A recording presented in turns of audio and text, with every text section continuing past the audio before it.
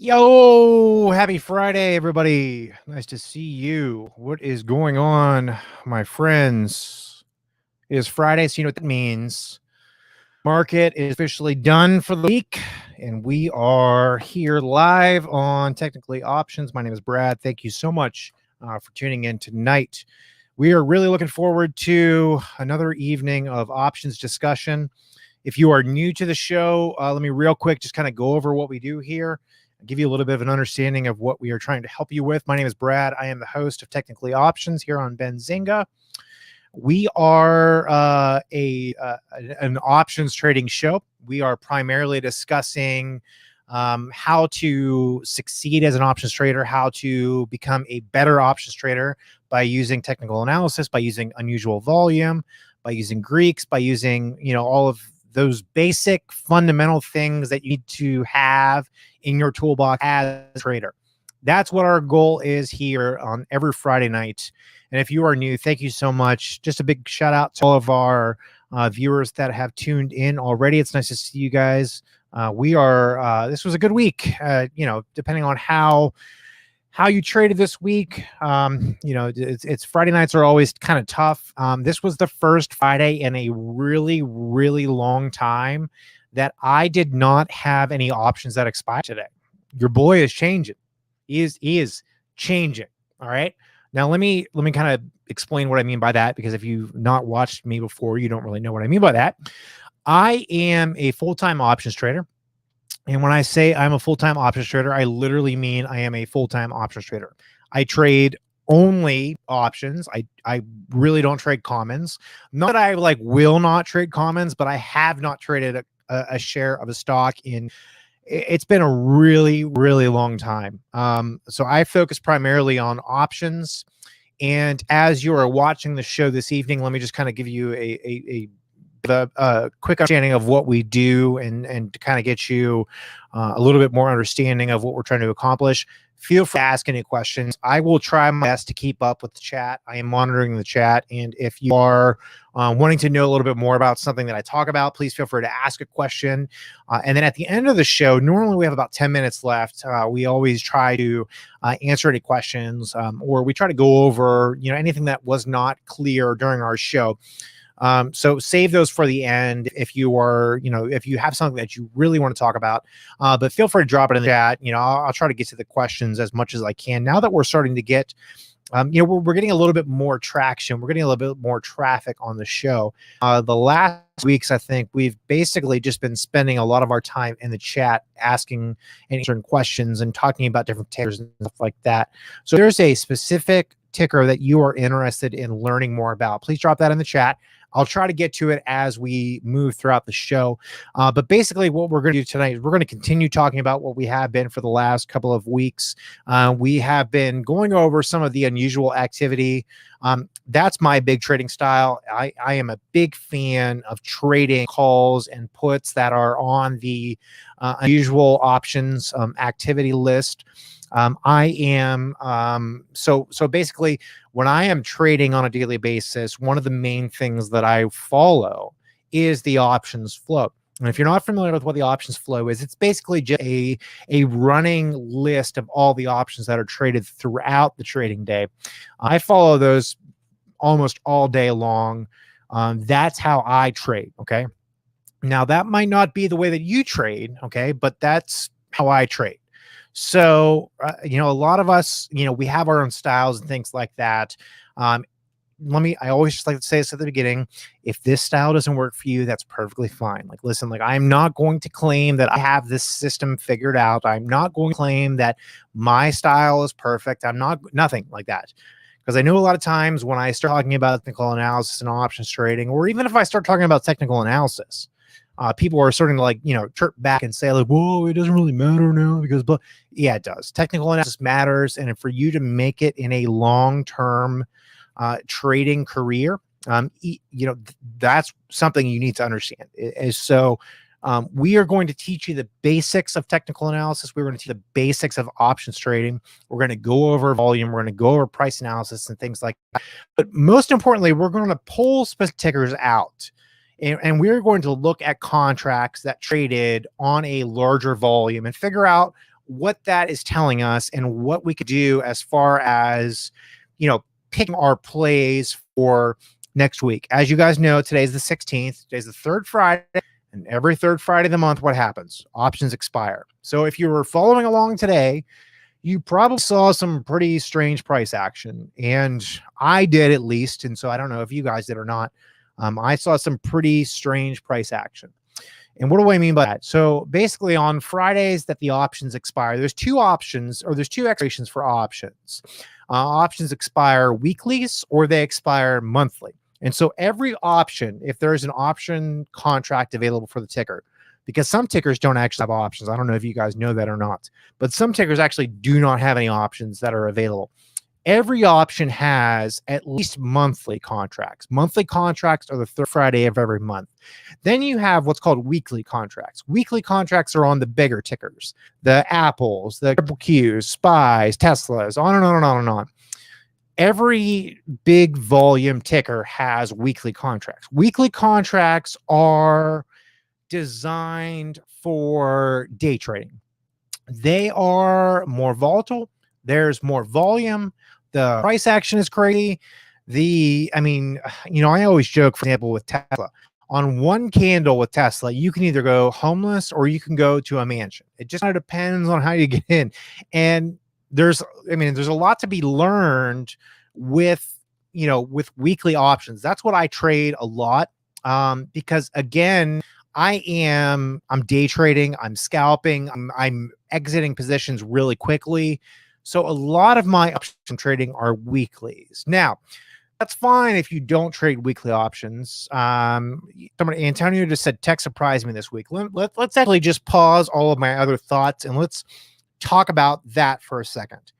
So tech was an area. So going back to the beginning of the week and even back to last week, for example. So if you watched last week, you are probably remembering that I'm very big on Apple. Okay. And I will say this again, so people understand where I'm coming from. I am not an Apple user. Okay. I own 0 Apple products. I'm an Android guy. I'm a Windows guy. So me saying I am strong on Apple is literally only based upon fundamentals and technical analysis. We got to a high on Apple of, where did that touch? I want to say like 150.02 maybe is the mark. I want to say right around that 150.01 or 150.02, maybe in that area. But as you can see on my chart right now, when it got to that point, it tapped twice and then immediately it was back down. Yeah, it looks like 150.02 is the number that it bounced off of twice. We attempted to earlier today. We got to, what is that, 149.78, and then we're all the way down to 146. I am kind of surprised at it's Friday. Okay, so let's talk about that for a second. Fridays are tough days to they're kind of tough days to play.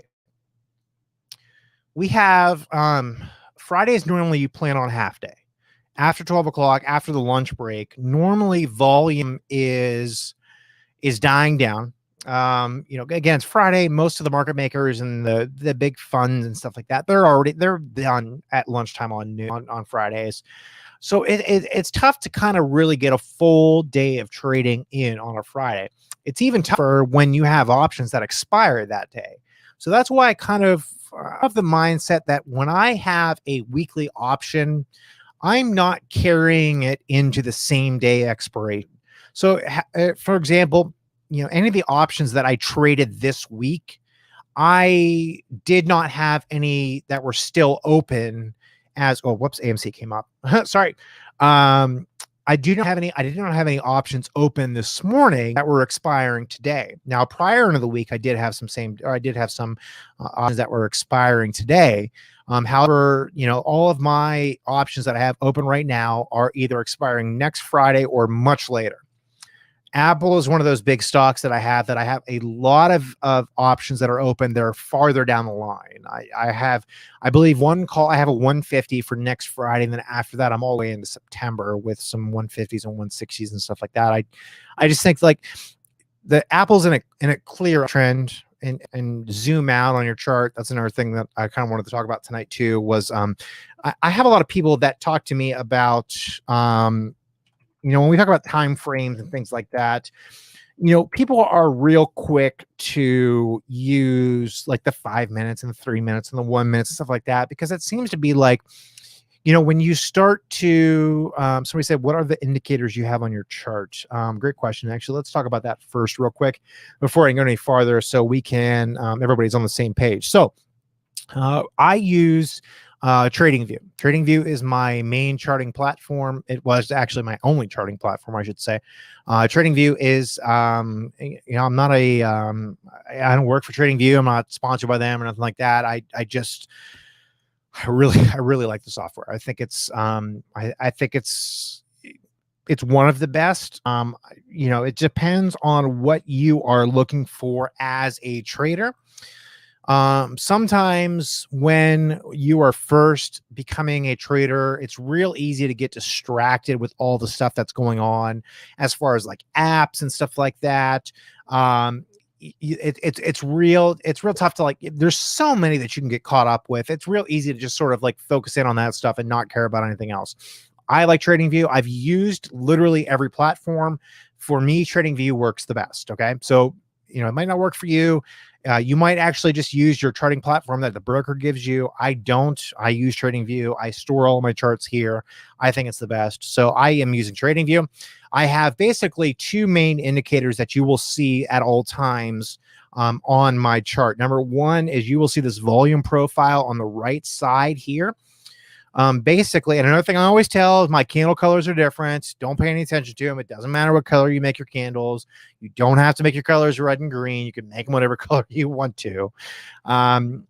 Casey said, I'll use TradingView, but it seems to lag behind Webull. I use both. So in my opinion, Webull is the best, without a doubt. It's not even close. Webull is the best mobile platform available out of anybody. However, for a desktop or for a browser-based platform, that's where I'm using TradingView. When I need to pull a chart up on the run, I'm using Webull. I really like it as well, so I appreciate you saying that. But the indicators, as I was just mentioning, the indicators on the right-hand side are what's called the volume profile fixed or visible range. So basically, as you notice when I kind of scroll my chart out, or if I scroll in, you can see these things, the bar graph on the side, it moves. Basically, what's telling you here, you are looking at volume based upon price and not based upon candle. So I use two volume indicators. First, again, volume profile for the range of the candles that I have open. And then on the bottom, what I have here is actually, it's a sort of like an unusual volume indicator. So I have a range. It's kind of hard to tell, but if you look here, this top range up here is where it's sort of the extremely unusual volume. When a candle or when a volume graph pokes up into this area, something happened. This is really high volume. You can also see that I have the different candles colored. And so they basically are just telling me that something unusual is happening with the volume. It's telling me that there's more, there's less, there's a lot of selling, there's a lot of buying, whatever it is. But basically, real quickly looking at the volume, I can see that something is happening with the trading. There's a lot of volume coming in on the sell side. There's a lot of volume coming in on the buy side. Either way, this gives me a good picture of what's going on with the trading right now. But more importantly is this on the side here, this volume profile visible range. This is one of my favorite indicators. I like this because you can really easily see where your large support and resistance areas are. That's what one of my big things as a trader. I am constantly looking at support and resistance. I'm constantly looking at Fibonacci levels. I'm constantly looking at pivot points and things like that. That's how I am primarily trading options. I'm playing support and resistance levels. And when you have a volume profile like this, basically what it'll do is you can see really quickly that this section right here, this huge candle that's sticking out, this is a very, very large area of support for us. Same difference right here. Or if you even go farther, if like say, for example, if you were down here, you could see that you have a lot of resistance in front of you in order for the price to increase. That's why I like the volume on the side. Again, don't try to force it if it's not something that works for you. But for me personally, I am a big fan of this indicator. Now, I don't know if every broker or every platform has it. I know most of them have it. I know like Thinkorswim has it. Obviously, TradingView has it. TrendSpy has it. I know there's a lot of brokers that use or have the availability of this indicator. So if you look on your platform and don't see like a volume profile indicator available, that's fine. There are other brokers. If you are interested in using an indicator like this, there's other brokers that have it available. Because yours does not, it's not a big deal. So that's what I use on mine. And then other than that, I'm basically just using, trend lines and I'm drawing support and resistance and things like that. So that's a quick overview of my chart. As you can see, I had Apple pulled up, and I just Apple was, gosh, I don't even remember when I started building a position on Apple. It probably was about 2.5 weeks ago. The call volume Apple and even put volume today for same days, you have to be a little bit cautious when you see high put volume on same days. Like people are playing pullbacks and stuff like that. They're not necessarily banking on Apple to pull back a lot. Now, granted, there was a pretty decent pullback on it today. I mean, from from its high of when we opened, this morning. Let me see what we did this morning. We opened in the 149-ish range, and all the way down to 146.04 is where we're currently at. But real quickly, what I'm seeing here from an overall perspective on Apple is, I mean, we still have, I think we still have room to go. I know a lot of people are playing Apple right now. Again, I don't know where this volume is coming from. Even if we're just looking at this trend line here, you can kind of see we're this bounce right here where we have really seen the uptrend over the last 2 weeks. We're progressing nicely on Apple. Again, I'm farther out on Apple. I am most of my positions are going to be end of August into September and October. I don't have a lot of stuff right now. I do have some calls for next Friday. I have the 150 calls for Friday the 23rd. Most of my stuff is going to be a little bit farther out. So just keep that in mind if you are, again, I'm not advising you to buy Apple. I'm not telling you to, the 160 calls at 10:15. I have a bunch of those also. I like or 10:20. I'm sorry. Is it 10:20? I have, I think it's 10:20. No, it is 10:15. I'm sorry. October only has the monthlies up right now. Yeah, I also have the 160s at the October 15th strike. Or I'm sorry, I have the 160 strike on October 15th. There was 3.64 thousand volume. The 165 had 45,000 contracts traded. That's what I'm talking about. Like the Apple volume is just unreal. Like for a quick overview of what we had today, the largest traded option was the 723 150 strike on Apple. There was 121,000 contracts of the volume. 121,000. The open interest as of this morning, so yesterday's open interest was 83,000. So depending on what happened today, we could theoretically have over 200,000 open contracts on just that one Apple strike. That's unreal. And then even if you look down farther through the list, I'm just going to pull this over here on the screen. We can take a look at it together. Bar chart is a great information source for bar chart to have like real-time stuff. they require a premium subscription, or a Premier is what it's called, I think. I use a chart in the evenings on the weekends. I like to, kind of go over, numbers and stuff like that for same days. And on the weekends, I'll look back at the week and things like that. Bar chart's a great site to use. I think it's a really straightforward resource. A lot of people are trying to learn more about volume when it comes to options trading. I think bar chart's one of the best. So if you go to bar chart and you are looking at unusual options activity, it will list per options contract. And as you can see, Apple, and then Apple, a couple more down there. We see an AMC that's stuck in here. AMC put, actually, but the same day again. So you're not really, you can't really base same day options at, it's tough because you're just trading hands back and forth, with same day stuff. But AMC has actually kind of been losing a little bit. There's, again, another same day put. Let me try to find the largest AMC that's not same day.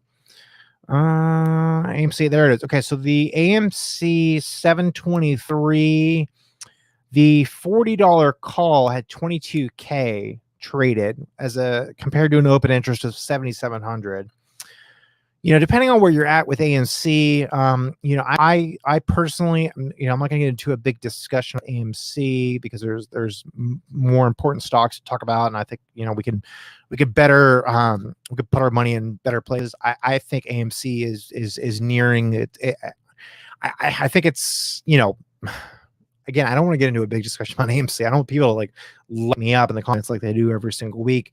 I personally am not holding AMC. I have not played AMC for a very long time. I scalped it numerous times when it was making an initial run. Since then, I've not touched it. If you're still in AMC, more power to you. I hope it really does go to $1 million per share, or whatever YouTube Joe is saying that it's going to. I personally, again, I'm going to try to give you financial advice or anything. I just think the volume is telling you that something is going on. People are starting to focus in on tickers and stuff like that. I mean, here's another example. Let me actually pull this up for you. So I use Unusual Whales. That's my options trading flow and alerts platform that I use. One of the largest. This one was huge. Okay, so if you see down here, DraftKings, and DraftKings was one of those that has been around for quite a while. I feel like I've been playing DraftKings for so long now. I don't even remember the first time I started playing contracts, but it was forever ago. It feels like DraftKings, somebody sold to open. Now that's another thing I have to remember too on these options flows. This $40 put, okay, this large amount of volume was from somebody basically writing these contracts. Okay, so when you write a contract on the put side, you are bullish. Okay, so when you are trying to sell somebody puts, you are of the mindset that stock is going to go up. Somebody, and I wish I had the exact dollar figure. It was millions and millions of dollars. I forget the dollar amount, but there was 35,000 of these $40 puts that were opened on DraftKings today. So what that tells us is that $40 is pretty much floor on where we can expect DraftKings to go. Now, DraftKings, again, it is depending on of what you are in this last candle. Yeah, I mean, it's right at $40. Let's take a look and see what exactly. $39.96. Okay, so the floor, if you will. Now, these flows are not guarantees. Let me just say that again. Flows and following large volume and following the tape, they are not guarantees. You are not going to make money by blindly following some sort of an alert that tells you AMC contract whatever had a lot of volume, or DraftKings contract whatever had a lot of volume. You are not going to be successful blindly following those alerts by themselves. However, as an options trader, myself included, we can use these alerts to further our chances to be successful. So when I see an order come through on the tape for DraftKings and it's $40 puts and they're to open, somebody is writing these contracts and they're for $2 million. I forget the exact amount, but it was 30-some thousand contracts that somebody wrote, and they sold today. That's telling me somebody is banking a lot of money. Somebody that's smarter than I am, let's just say it that way. They are banking on $40 being the floor. And the actual date of the contract, I don't think we looked at that, was October 15th. So again, it's July 16th. We have literally 90 days to get to this point to where these contracts are written. Something tells me that like there's a really good chance that DraftKings is going to be above $40 by October 15th. And you can even take it a step further. Somebody banking that much money really like is banking a lot that it's going to be more than $40. They're not going to just break even. They're trying to make some money. Somebody, how much on fees do I pay per month? TradingView, real-time prices, low algo, news, stuff like that. Okay, that's a great question. How much I spend and how much the average person spends, or how much you should spend, I think those are three different questions. What I spend, I pay for unusual whales. I pay a monthly subscription for that. I pay a monthly subscription for TradingView, and there's some fees associated with that. That's it. That's all I pay for. You do not need to go. You don't need to step up farther than your primary broker unless you are obviously, number one, profitable. Number two, you understand why you need those resources in the first place. Because it's real cool to you want to add on stuff to your account. You want to, you want to add this subscription. You want to add that platform. Believe me, I change stuff all the time. This last 6 months, I think, is the longest that I've gone without actually changing any of my platforms or software and stuff like that. So I get it. It's like, it's real easy to just make changes and stuff like that, but you don't need to do that. So don't if you are a new trader and you're just getting started and you're trying to think like, oh man, I hear about this subscription, I hear about that subscription, I got to buy this, I'll buy that. You do not need to. Okay. As a trader, when you are first starting out, your goal is to protect your capital. And so by adding subscriptions and by adding monthly fees and stuff like that, you are taking away the amount of capital that you have to trade on a monthly basis. Don't do that. Now, after you've been trading for a while and you start to research and you get into a little bit of your system as a trader, if you will, you might see unusual whales, and you might see that being an asset towards your trading style. You might want Benzinga Pro. I use Benzinga Pro. I use it for the news. I use it for the alerts and all of that.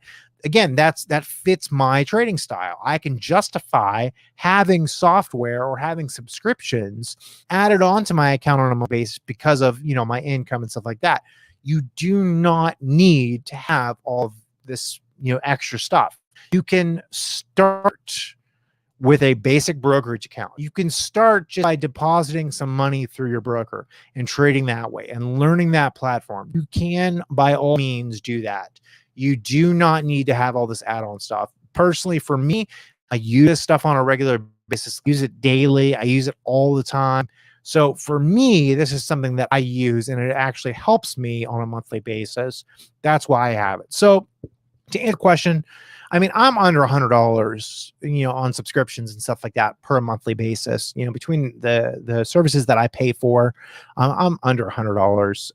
That to me, again, these are things that somebody said. Christopher just said lots of free resources. That's exactly right. There's plenty of free resources that you can use on a daily basis to increase your chances of being a successful trader. Now, let me also back up one step further and say, I'm not trying to sell you a course. I don't have a course to even sell you.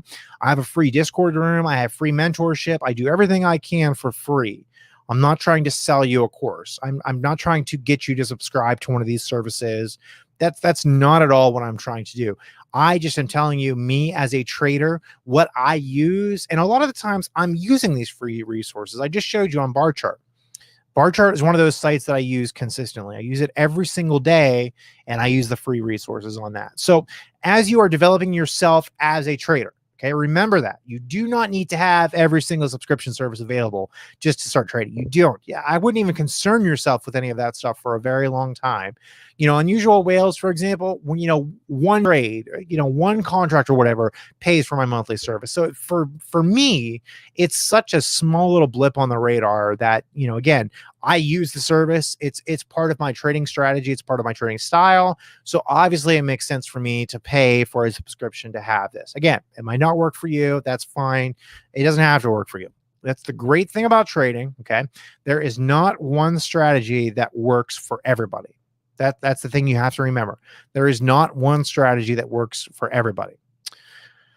So one of the questions that was just coming in, given what I said about DraftKings, how would you play it, if at all? Okay, so right now, I think with DraftKings, even just kind of like let's look at the daily chart. Looking at the daily chart on DraftKings, it's obviously, it's obviously trending down. I think from its highs of 74, and that would have been, what was that, March?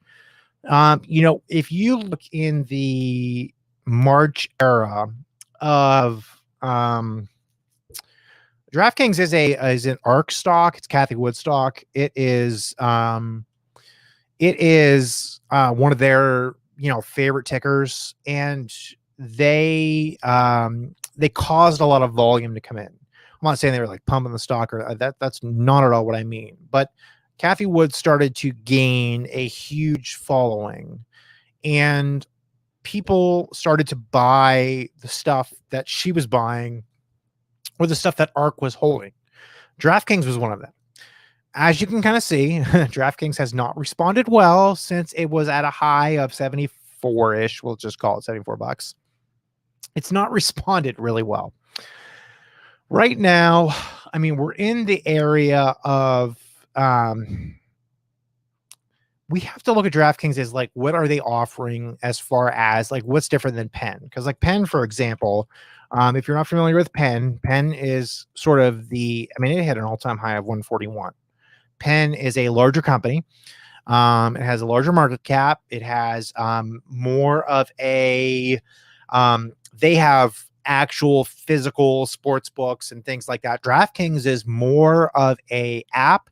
And DraftKings is more of we are waiting on the legalities of sports gambling to make its way through all the states. Like, for example, I'm in Ohio, and in Ohio, it is not legal to bet on sports. However, all the states around me, it is legal. Like, it doesn't make any sense.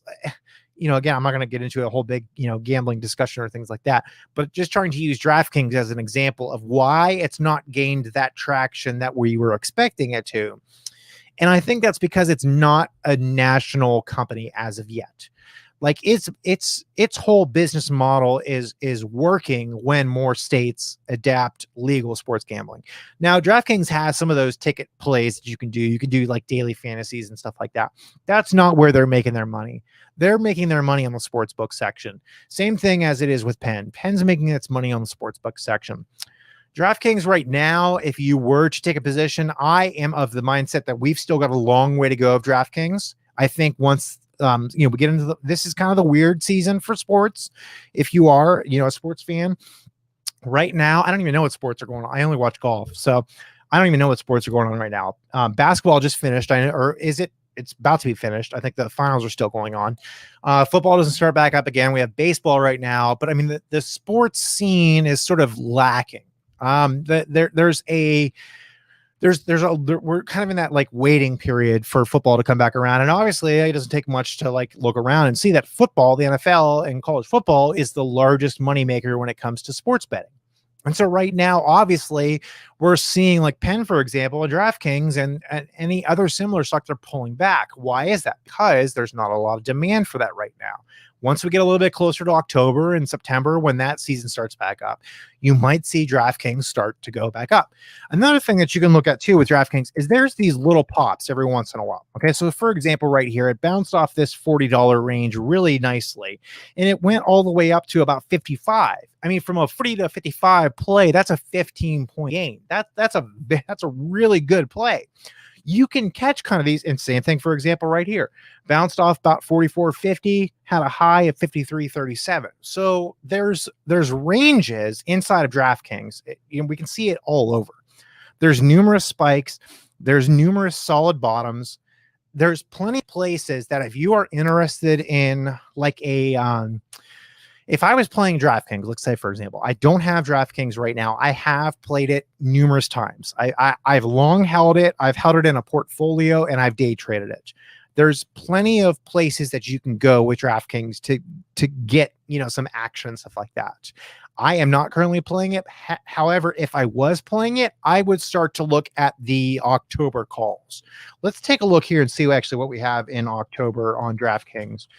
DraftKings is one of those that has every single option is going to have a really, really good amount of volume for you to trade.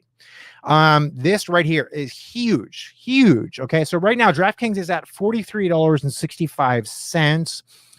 The October 15 $60 strike had 36.7 thousand volume traded today. That's a lot. That's a lot of volume. That obviously is jumping off the page for you really easily. Now you can see the next strike down was the 55. The 55 only had 1.16. There's quite a large now, but I'm going to show you a little bit of something here too. This is interesting to see. Do you see this $60 strike right here? It has 36.7K in volume. And then you see this $40 strike put, it had 38.3.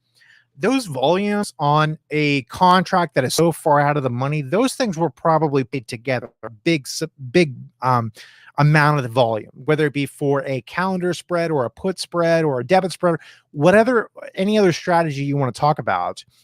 That is probably the same type of person. And if we were to go through the flow and really look at the orders and stuff like that, I bet we are seeing the same person buying a lot of these calls and puts to offset their risk, stuff like that.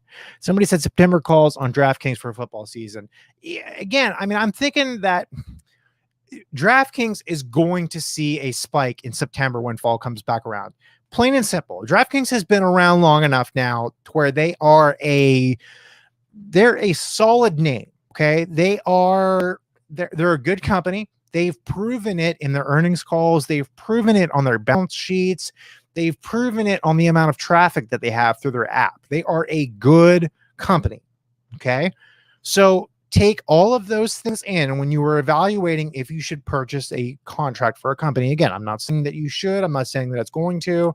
Not guaranteeing anything. I'm just saying that if you were to take a step back and evaluate this company off those things, do they have a good balance sheet? Do they have a good product? Do they have traffic? Do they have all of those things? Leads me to believe that you're pretty safe with DraftKings. Again, who knows what can happen. If I'm playing DraftKings, I'm not going anywhere before September 17th unless you have the ability to do some day trading. I would probably build up some this $60 strike, this one in October 15th. This $60, I'm not saying that DraftKings is going to be $60. We're not going to talk about prices and stuff like that. I think that's a pretty safe bet. I think that contract would be a safe place to park some money. Like let's take a look at examples. The August 20th.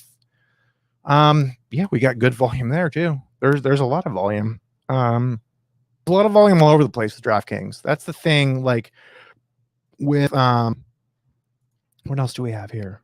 We got some good. See, even this one right here. The 49.50 strike for next Friday closed at 8 cents on the bid. There was 2.79 thousand that were sold today. That's a pretty good. That's pretty good volume. Again, I am not saying that you blindly follow volume. I please hear me with what I'm trying to say. Do not blindly follow volume because you will get burnt. You will every once in a while hit luckily. You will every once in a while get in a contract that all of a sudden, because the volume increased, the contract spiked. That will happen every once in a while. And what's going to happen then is you are going to say, well, because it happened once, it happens always. That's not always how it does. Believe me. you have to remember that when you're playing and focusing on volume, because that's what we talk about a lot on this show. That's what I do primarily as an options trader. I am following the volume. I'm following the flow. I am putting myself with the other big names. Okay. I'm trying to go where other people are going. Okay. So that again does not always guarantee that I'm going to get it right, because it's just not. You are not going to be able to blindly follow these volume alerts and to be able to, that's when I talk to people on a daily basis, and I explain to them, like, how, because volume is such a tough thing to, everybody wants to, and don't get me wrong, like, I've done this before. I was of the mindset that I needed to have indicators. I needed to have this. I needed to have that. I have really slimmed down a lot of my trading. I've become more focused in on just volume and price action and support and resistance levels. I've really become more concerned with that than my indicators. And as I talked about before, I use some indicators. I'm not completely anti-indicator, but as I have traded more, as I've grown as a trader, and as I've worked on my skills and things like that, the thing that becomes more important to me is price action, volume, support and resist levels, and stuff like that. That's what's most important to me. But I also recognize that I can't just blindly follow volume. I've got to use that as a resource for my trading. Again, I'm not seeing volume alert, blindly following it, entering the position, and just crossing my fingers and hoping. I am getting a volume alert, and then I am using that as a resource, as an asset in my toolbox as an options trader. I use a lot of things. One of those things is volume. We had a question that just came in. This is a great question. How does option activity impact the underlying stock price? So really, it's kind of the other way around. Stock price influences option price more than option price influences stock price. So let's kind of just give you a little bit of an understanding of how option contracts move. So if you buy a call, at its simplest definition, you're bullish on that stock. You're buying to open a call. You are expecting that stock to go up. If you are buying to open a put, you are expecting that stock to go down. That's the easiest way to trade options. I don't know how much simpler I can make it for you. If you're looking to get into options trading, buy calls, buy puts. End of story. Buy a call if you think the stock's going up. Buy a put if you think the stock's going down.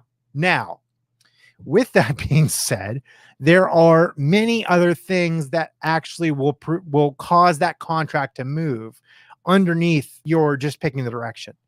You have all of what's called the Greeks. There are these data points on options contract that you're not going to be perfect in your prediction of options, but you are going to be able to understand a little bit more why option contracts move in the way that they do. Because, for example, if you buy a call and you think that stock is going to go up, and you buy let's say, for example, Monday, and you buy this right here, for example, this $44 strike price of the 723 DraftKings call. DraftKings is at 43.64. Let's say, for example, you bought this today. You held it through the weekend, and then Monday morning comes around. What happens on Monday morning? Okay. What happens on Monday morning is that contract is actually going to be brought down price. Because with options, especially the weeklies and especially the week of expirations, options are decaying. The price of the option contract is going down. We talk this a lot, and I understand that. You can light me up in the comments later if you want to, give me a hard time. This is something that people ask me about consistently, and I need to drive this home so we can understand it more and become better options traders. When you are picking the direction of the option, when you are picking it's going to go high or it's going to go low, there are underneath things on that options contract that you need to understand that's going to affect the price as well. Again, options decay. They are like a brand new car when you drive it off the lot. When you buy a brand new car, what happens to it? The second you put it on the street, that car is worth less than what you bought it. It doesn't matter if you turned right back around, that dealership, unless they have some sort of, 3-minute or a 24-hour return policy, they're giving you less money because the price has gone down. The contract, the option contract that you buy, from the second you buy it until the second you close it, is what's called decaying. Now, theta, which is the Greek term for that, theta happens more rapidly the closer you are to the expiration. So that's why when I'm suggesting contracts for newer options traders, I'm telling you to go 30 days out. I'm telling you to go 45 days out. Yeah, it's going to drop a little bit. So you buy a contract for $1, that stock goes up a little bit, but your contract is worth 95 cents on Monday. Why does that happen? Because of theta.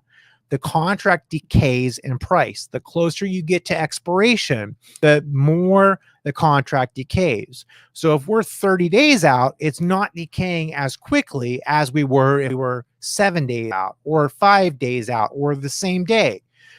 That again, that's something you'll kind of pick up on as you learn more about options trading. But you're not just trying to, like a lot of times, options trading is tough because, first off, people think that every options trade is going to go 200%. People think that options trading is you are a millionaire and you never get it wrong, and your contracts are always going up, and that couldn't be farther from the truth. Believe me. There's a lot of things that go on with options that are causing the contract to move in price or to not move in price. And that's something that you need to learn as a trader, is how can I more effectively, because you're not just picking the direction. Like I said, it's simplest, when you're buying options, that you need to get the direction right. But as I said next, that's not the only thing that you need to pay attention to. Obviously, if you pick the direction right, if you think that DraftKings is going to go up, to use DraftKings, for example, and you've got 30 days before your contract expires and you're only a couple dollars away, the chances of your contract finishing in the money is pretty good. Okay. However, if you're day trading Tesla contracts and you're thinking to yourself, well, Tesla went up a little bit, but my contract expired worthless, or there's that's one of the questions that I get asked a lot when it comes to like scalping or day trading options or stuff like that is, well, I bought a contract, I bought a call, I expected the stock to go up tomorrow. The stock went up a little bit. It didn't go down, but it didn't really go up that much. But my contract, it seemed to lose all of its value. And that's because when you play these weeklies, or when you play, 2-day to expiration or same day, or whatever it is, when you're playing very short amount of time between purchase and expiration of the option, you are really giving yourself over to the theta. A rule of thumb is, if you are trading an option that expires that week, automatically a day trade. Okay. It's automatically like you're in as quickly as you can. I rarely, not to say I never do, but I rarely hold. Like if I buy an option on Monday that expires on Friday, 95% of the time I've sold Monday. It's a day trade. It's a scalp. It's, however I can get quickly in and out of it. Rarely do I hold it overnight. Rarely do I hold it up till Thursday, let's say, for example. There's got to be something really going on for me to want to hold a contract that long. Okay. And the reason why is because the theta is causing the contract to decay more than the actual contract is going up. So, for example, on a DraftKings contract, if you're going to put the 23rd next Friday, you not only need DraftKings to go up, you need to go up. It needs to go up substantially, because it's got to make up for the decay that is causing the contract to go down.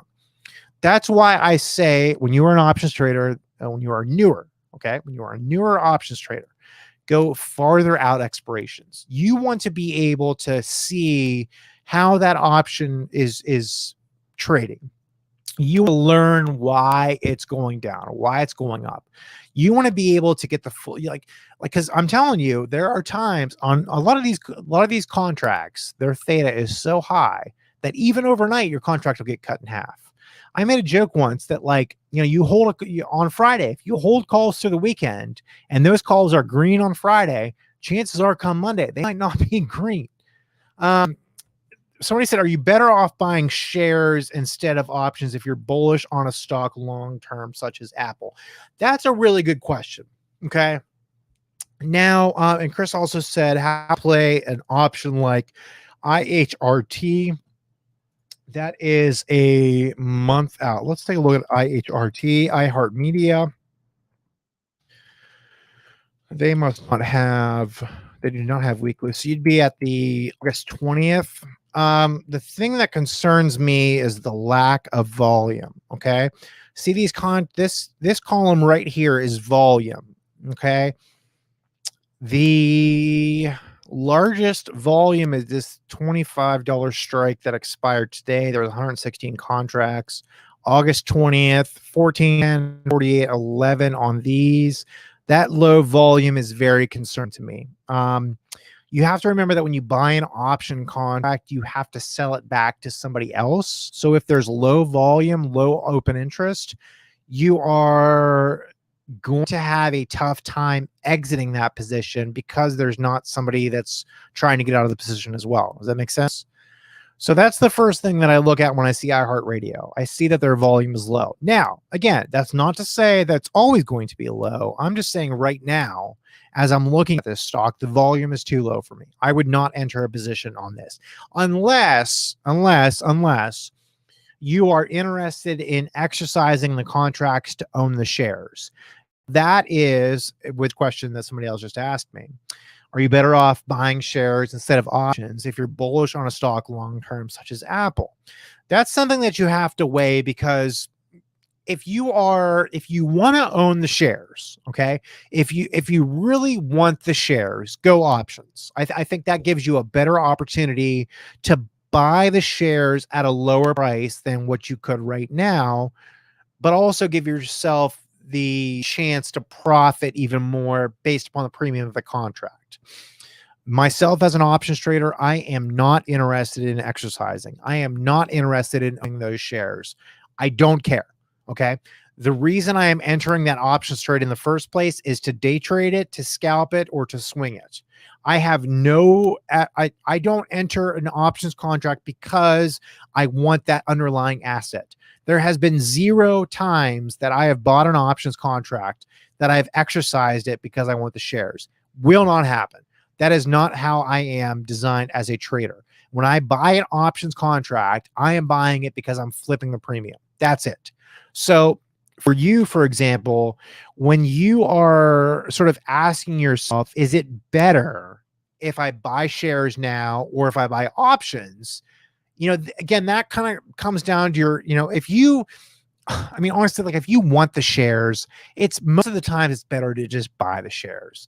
I think though, again, I'm an options trader, so that's how my brain works and stuff like that. If you're bullish on a stock and you can get in on a contract really cheap with the potential of exercising that at a later time to get those shares dirt cheap, that's the route I would go. Again, I am not buying options in order to exercise. So take what I am saying, that I would not buy an option contract because I want to own there later on.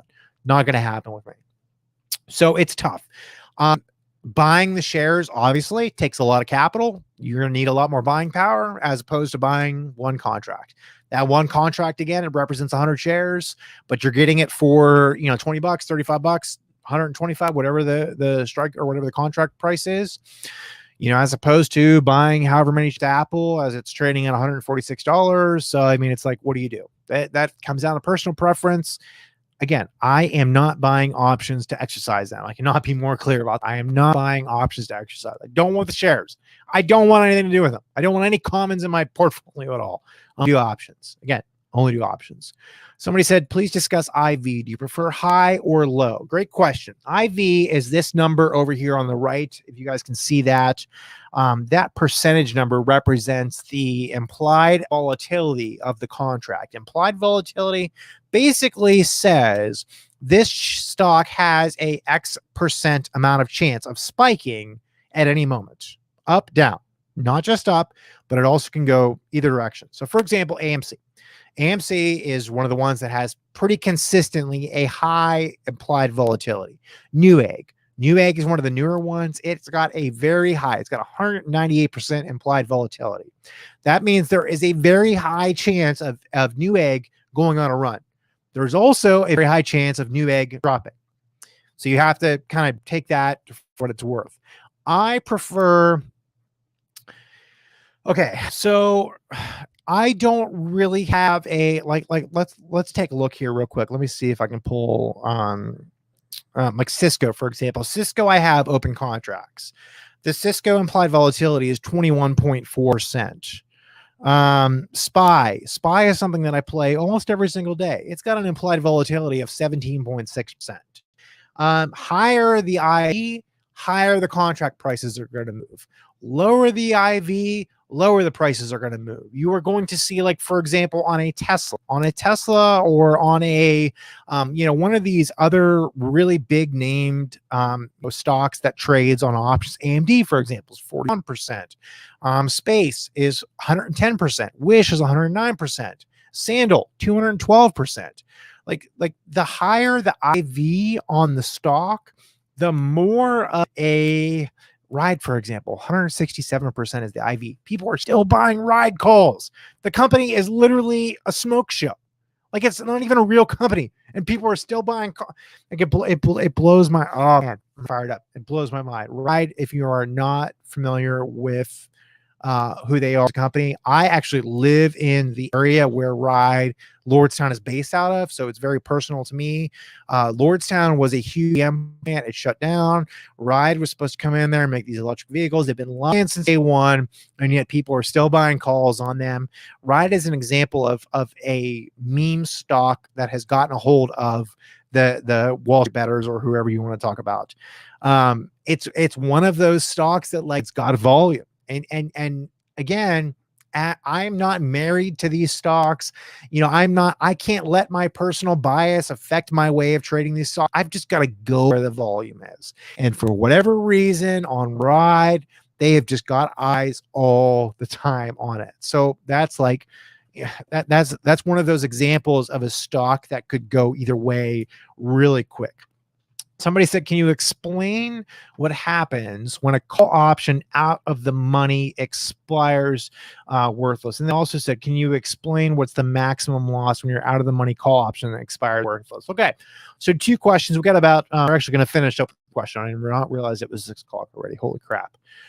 So when a call option expires out of the money and it expires worthless, the amount of loss that you are liable for, as Chris said, you lose money. Yes, that is 100% correct. You lose money.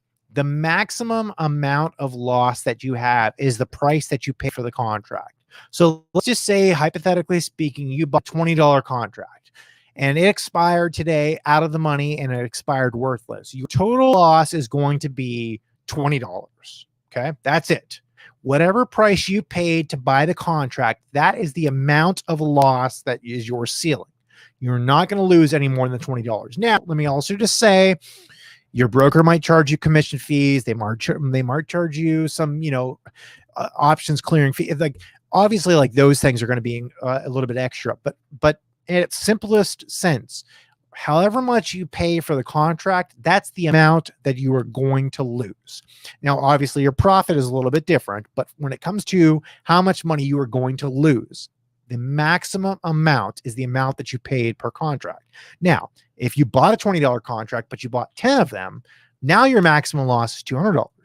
That's kind of where they get you, because you see a lot of these contracts that are, they're real cheap. Like they're I mean, let me just say this. I love playing, like, they would call them lottos. Like, we post these Play Fridays, and it's like, they're really, the chances of them being in the money are so low, but the contract prices are so cheap. It's almost worth it to get. They're like scratch off tickets. You don't expect, when you buy a $10 scratch off ticket, you expect to lose that $10.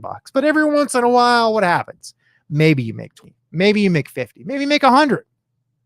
Kind of the same things with these out of the money lottos that we play. We play them a lot. And again, I don't recommend you playing them. I do not recommend you playing out of the lottos. I don't. However, at the end of the week, if you got $50 in your account and you think that, hey, I'm gonna drop this on a call, go ahead, man. Go ahead. Just make sure you have it set up in advance what your risk reward, and I'm going to end on this here because this is a great question to end with. When to take loss? Do you set a percentage price? I have set up in advance before I enter any trade, my profit targets, my loss targets. Whatever my target goal, and now it's based upon support and resistance, it's based upon previous highs, it's based upon, so that can fluctuate a little bit. But my goal is to, in advance, I know where I'm taking profit. I know where I'm cutting my losses. That's what you've got to do as an options trader. That's what you've got to do as a trader in general. Most of the questions that people ask on social media are, when should I exit? When should I buy? How much are we going up more? Is there still room to run? You need to know those answers in advance. You can know those answers in advance just by doing a little bit of technical analysis, just by doing a little bit of work to get a better understanding of what is going on with that stock. Where's your levels? Where it's going to bounce off? Where's it tested before? Give yourself a better understanding when you are entering into the trade of where you're taking profits and where you're cutting your losses. You need to know that in advance. If you're asking that later, you've already messed up. You need to know that in advance. So, wow, time went really quickly, and that I could probably talk a couple more hours, but since it's Friday and we have the weekend ahead of us and we've had a long week, we're going to cut it there. Real quickly, if you are interested in communicating with me, my website is tradinggrounds.live. Tradinggrounds.live. We are available through the website for Facebook, social media accounts, Twitter, YouTube. We have a free Discord channel. We have all kinds of resources. There's a lot of people here in the chat tonight that I interact with on a daily basis. Listen, I'm not trying to sell you a course. I'm not trying to book you into some sort of a private room or anything like that. Everything I offer is free. I'd love to work with you. I'd love to answer any questions. Go to tradinggrounds.live. Feel free to message me on any of my platforms. I'll get back to you as soon as I can. But make sure you drop a like. Make sure you click subscribe. And, next week we'll be back 5 p.m. Eastern time. We're live every single Friday night here on Benzinga. We're live throughout the week on Benzinga. But hey, let's drop a like, drop a comment. I'll see you guys on next week's show. Have a wonderful weekend. Love you guys. See you later.